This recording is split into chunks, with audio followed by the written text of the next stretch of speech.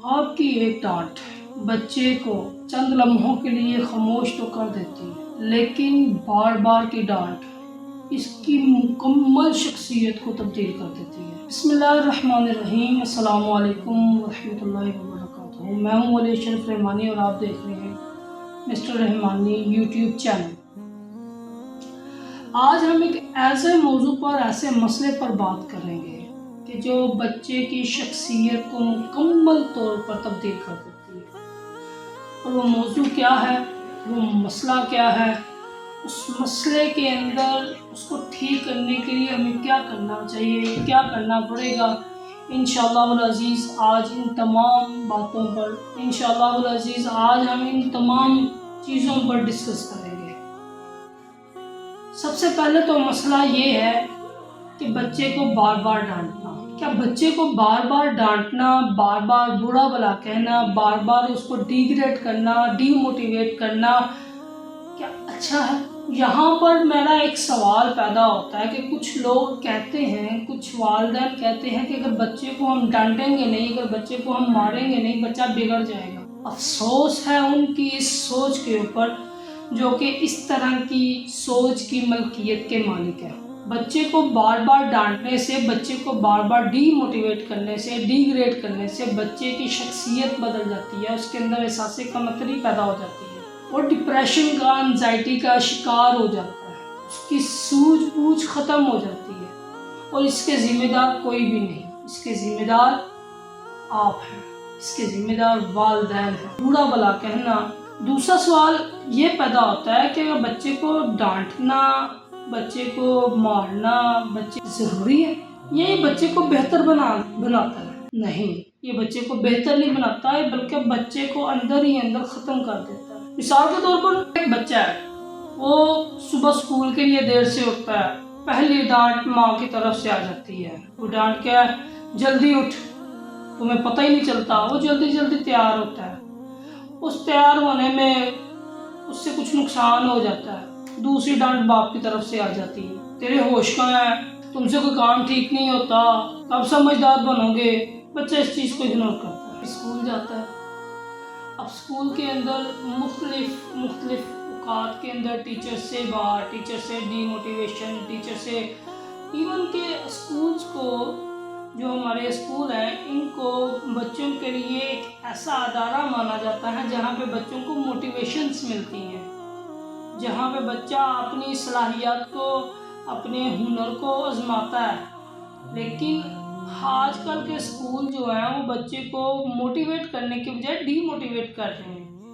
آج کل کے اسکول جو ہیں صرف اپنی جیب بھر رہے ہیں، بچے کے اندر تعلیم نہیں دے رہے، ان کو ایک بوجھ گدھا بنا رہے ہیں، اس کے علاوہ اور کچھ نہیں کر رہے، جس سے اس کے کانفیڈنس میں بہت کمی آ جاتی ہے۔ اب وہ جب شام کو گھر آتا ہے پھر اس کو ڈانٹ سننے کو پڑتی ہے، ہوم ورک نہیں ہوتا، اس سے لیٹ ہوتا ہے، تھکا ہوتا ہے، دماغ اس کا انزائٹی اور بڑے پتہ نہیں کون سی چیزوں سے اس کا دماغ سوچوں میں ڈوبا ہوتا ہے۔ اب اس کو پھر ڈانٹ پڑتی ہے۔ مسلسل روز کی اسی روٹین سے بچہ گزرتا ہوگا انزائٹی میں، ڈپریشن میں، اور پتہ نہیں کن کن چیزوں کے اندر جو ہے نا بچہ شکار ہو جاتا ہے۔ اب مجھے یہ بتائیں، باہر سے یعنی کہ ظاہری طور پہ تو بچہ بالکل ٹھیک لگ رہا ہوتا ہے ان تمام چیزوں سے گزر کر، لیکن اندر سے وہ یہ مان لیتا ہے کہ میں اچھا نہیں ہوں، مجھ سے کوئی کام نہیں ہوتا، میں نکما ہوں۔ وہ اپنے آپ کو جو ہے نا نکمے سے نکما سمجھنا شروع کر دیتا ہے۔ اور آج کل ہمارے معاشرے میں یہی سب سے بڑی وجہ ہے کہ جو بچے زیادہ تر نالائق ہیں، وہ اسی وجہ سے نالائق ہیں کیونکہ ان کے گھر والے ان کو نالائق کہتے ہیں۔ تو یہی سوچ جو ہے کہ وہ جو سوچتا رہتا ہے کہ میں نکما ہوں، میں نکارا ہوں، میں اچھا نہیں ہوں، مجھ سے کوئی کام نہیں ہوتا، اور ڈانٹوں کی وجہ سے وہ مان لیتا ہے کہ میں کسی کام کے قابل نہیں ہوں، اور وہ یہ بات جو ہے اس کی پوری زندگی کے اوپر اثر ڈالتی رہتی ہے اور اس کو نکارا بنا دیتی ہے۔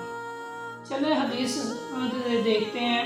سنن ترمذی کی حدیث نمبر 1977 حدیث ہے۔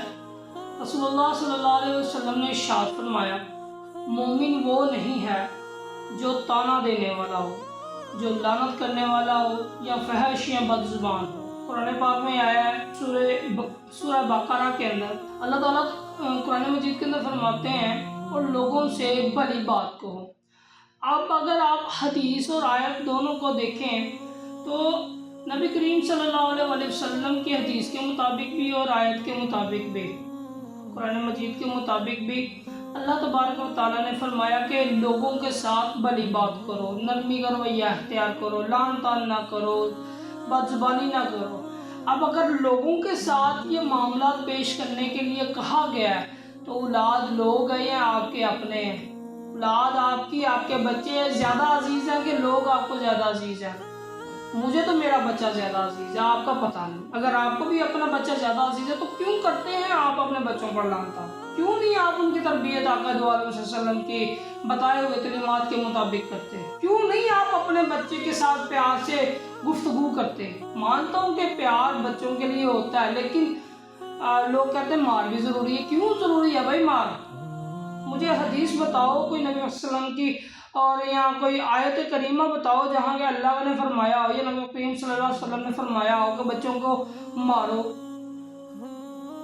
सिर्फ सख्ती का जिक्र किया गया, वो भी जुबान से सख्ती, ऐसी सख्ती नहीं कि लान तान करने लग जाओ। वही सख्ती ये है कि नाराज़ हो जाओ, बुलाना थोड़ी देर के लिए छोड़ दो। हमने अपने बच्चों की तरबियत ही ऐसी की है, उनका माइंडसेट ही ऐसा बना दिया कि जब तक आप उनको भी मारते नहीं है वो भी सुधरते नहीं है। खुदारा अपने बच्चों को भी समझाओ, बेहतरीन वाले मामला करो, शरीयत के मुताबिक चलो, लेकिन आप लोग नहीं चलते। बच्चा ज़िंदगी में कभी भी आपकी डांट याद नहीं रखेगा, लेकिन आपकी इस ज़ुबान से निकले हुए उस बच्चे के लिए गलत अल्फाज सारी ज़िंदगी उनको सच मान लेगा, और वो ऐसा सच मानेगा कि उसके लिए आगे प्रॉब्लम क्रिएट होगी।